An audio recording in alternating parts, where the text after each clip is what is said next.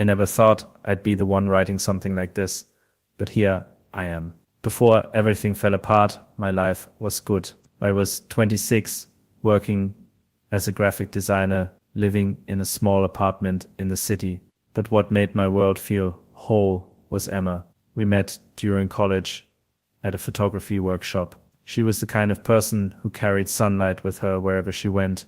Curious eyes, quick laugh, always planning the next adventure. She believed in me when I didn't believe in myself. When I doubted my career path, she stayed up late, helping me build my portfolio. When my anxiety whispered that I wasn't enough, she drowned it out with patience and warmth. We were partners in the purest sense, not just lovers, but teammates. Looking back now, I think I took that sense of safety for granted, the way we all do when life feels stable. We made plans, travels we'd take, a small house near the park, maybe a dog.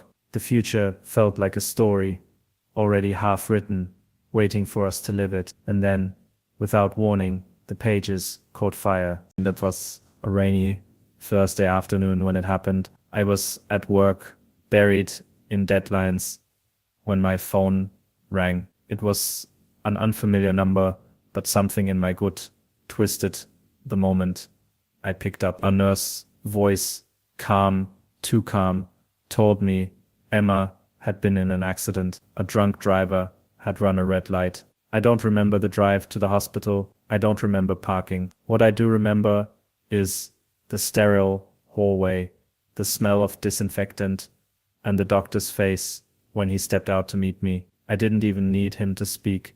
I saw the answer in his eyes. They said it was quick. They said she didn't suffer, but that didn't stop the world from collapsing inside me. I remember sitting on a cold bench outside the ER, staring at my hands, waiting for them to stop shaking. People walked past, nurses, patients, strangers, and I wanted to scream at them. Don't you see?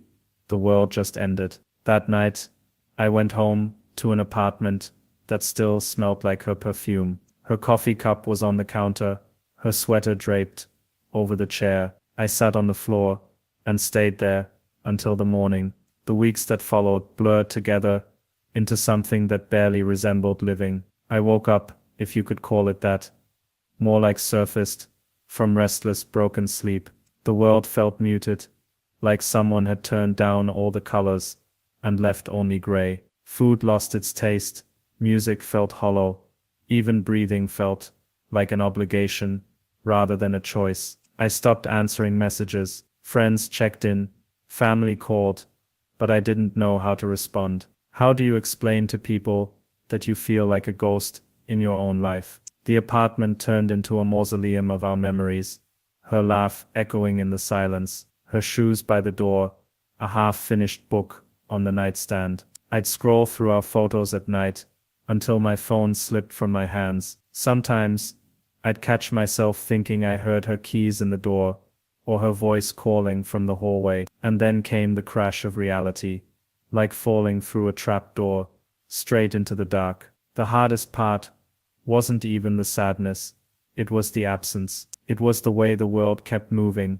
the buses still running, people still laughing in the street, as if the universe hadn't just taken everything that made sense. I didn't notice at first how persistent they were, my friends, my sister, even my old college roommate who lived 2 states away. They kept calling, texting, showing up at my door with takeout or just sitting with me in silence. I didn't want them there. I didn't want anyone, but they didn't push. They didn't try to fix me with cliches or force me to get over it. They just stayed. My sister came over on Sundays, bringing groceries and laundry detergent because she knew I wasn't doing either. My best friend Mark convinced me to go for short walks, no matter how much I resisted. Eventually, my therapist, well, the one they gently nudged me toward, became another quiet lifeline. At first, I resented those sessions. I sat there like a stone, arms crossed, daring her to make this pain disappear. She didn't promise to. What she did was listen, really listen, and that was the first time I realized Maybe I didn't have to carry it all alone. It wasn't a breakthrough. It was more like a small crack in a locked door. Healing didn't start with some grand moment. It began almost invisibly. One morning, I made coffee and actually drank it instead of letting it go cold. Another day, I took a shower before noon. It sounds pathetic maybe, but when you're deep in that kind of hole, those things feel like climbing a mountain. Mark kept inviting me to join him at the gym. I said no a dozen times before saying yes once. I barely managed 20 minutes on the treadmill, but afterward, I felt something tiny, unfamiliar, like a flicker of life beneath the rubble. I started writing again, just little notes in a journal, not even about her at first, just about how empty the sky looked, or how the neighbor's dog barked at 2 a.m. But it was something, and therapy started to feel less like a chore. My therapist asked me once, "What would Emma want you to do with this pain?" I didn't have an answer then, but that question started haunting me in a way that didn't hurt. It made me think. It happened on a quiet afternoon, months after the accident. I was walking through the park, one of those walks my therapist insisted I keep taking. The leaves were turning, and for a moment I caught myself noticing how beautiful they looked. It startled me, like my brain had betrayed the sadness I'd been carrying so tightly. Then, near the pond, I saw a couple sitting on a bench. They were laughing, heads close, the way Emma and I used to. It hurt, but it also sparked something unexpected. Not jealousy, not bitterness, longing, not for them, but for life itself. That night, I found one of Emma's old letters tucked into a book we'd shared. It wasn't anything profound, just a note she'd left me once before, a busy work week. But at the end, she wrote, "No matter what happens, promise me you'll keep going. You're meant for more than standing still." I don't know if it was a sign or just timing, but that line cut through the fog. For the first time, I didn't just want to survive. I wanted to live. After that moment, I started making choices with a little more intention. I didn't wake up suddenly healed. Grief doesn't work like that. But I began to let life back in piece by piece. I signed up for an evening art class. It felt awkward at first, sitting among strangers with a sketch pad, but my hands remembered what it felt like to create for no reason other than joy. I joined Mark for more gym sessions, even started running short distances on my own. My sleep improved. My appetite returned in fragments. Most importantly, I began to imagine a future again, not the one Emma and I planned, but a different one. One that honored her without being trapped by the past. I realized she wouldn't have wanted me to vanish in the shadow of what we lost. So I started setting small goals, visit a new place every month, reconnect with old friends, finally start that freelance project I'd always talked about. Each step didn't erase the pain, but it layered something else on top of it. Generest. If you're reading this because you are in that place, the one where every morning feels heavier than the night before, I want to tell you something I wish someone had said to me. Grief isn't something you get over. It's something you learn to live with, like a scar that stops hurting but never fully disappears. There were days I wanted to vanish, to curl up and let the world keep spinning without me. I thought I'd never laugh again, never feel warmth without guilt. But little by little, with the help of people who refused to let me drift away, I started to rebuild. The pain is still here, but it no longer defines me. Emma will always be part of me, but so will the life I'm creating now. If you're struggling, reach out to a friend, a therapist, even a stranger on the other side of a forum like this. Let people show up for you. Let time do its quiet work. Because even after the worst nights, the morning still comes. Progress didn't arrive in big, dramatic moments. It came in quiet victories. I barely noticed at first, answering a text instead of ignoring it, saying yes to a coffee invite, cooking a real meal instead of microwaving leftovers. One evening, I caught myself humming along to a song on the radio while driving home. It startled me, the sound of something like contentment creeping back in. Another time, I laughed so hard at a stupid meme Mark sent me that my cheeks actually hurt. These little flashes didn't erase the grief, but they reminded me that feeling alive wasn't a betrayal. It was a sign of healing. I began to keep a small notebook in my backpack. Each day I'd jot down one thing, just one that didn't feel heavy.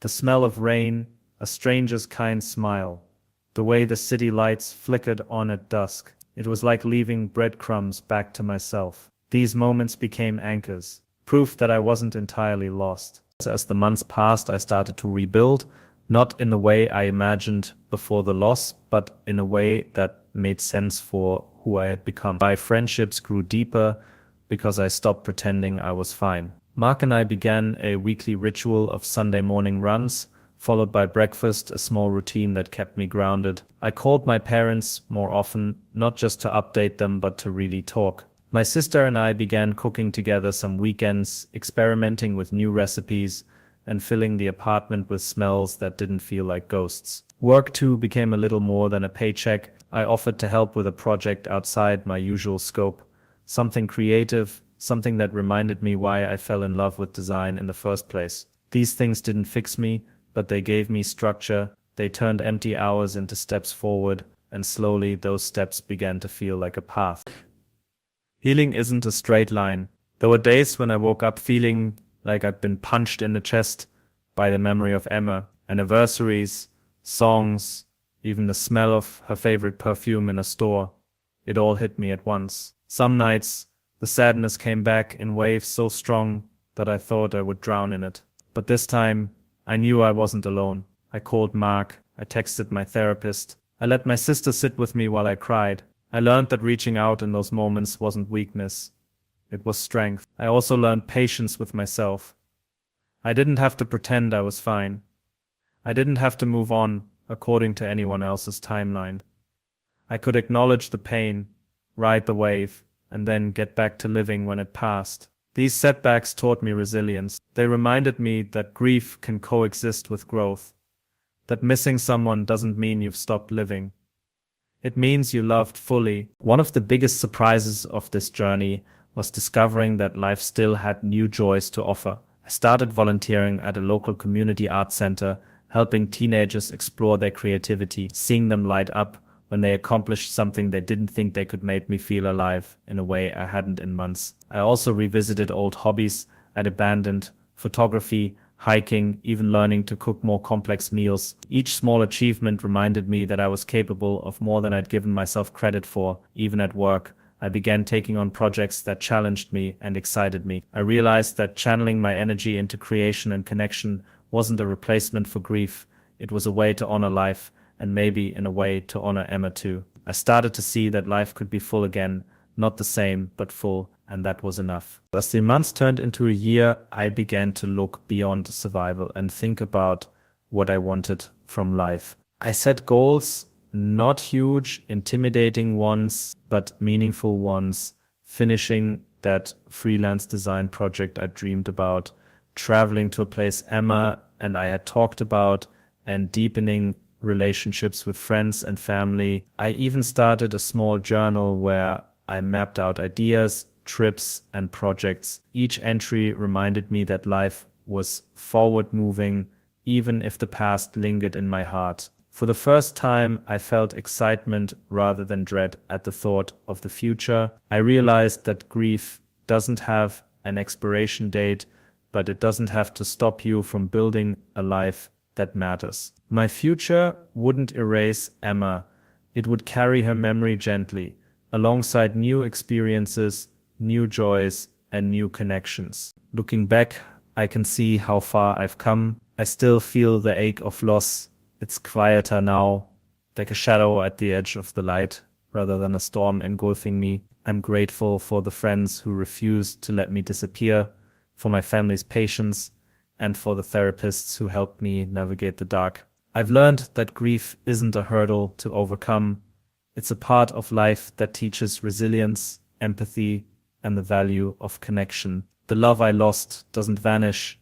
It transforms into motivation, into a deeper appreciation for the people still in my life and the opportunities I still have. I've started saying thank you more often, not just for the big moments, but for the little ones: morning sunlight, a smile from a stranger, a warm cup of coffee. They remind me that life is still worth living. If you're struggling with loss, Know this: it's okay to feel broken. It's okay to cry, to stumble, to sit in the dark for as long as you need. But also know this: light can return slowly, quietly, and often in ways you don't expect. Reach out, accept help, take small steps, celebrate tiny victories. Let yourself remember, let yourself feel, and let yourself live again. Grief doesn't end, but life doesn't have to stop either. You can carry the love you've lost while building a future that honors it. One day, the weight on your chest will feel lighter, your mornings brighter, your laughter genuine again. And when that day comes, you'll realize that surviving isn't the same as truly living, and that you're capable of both.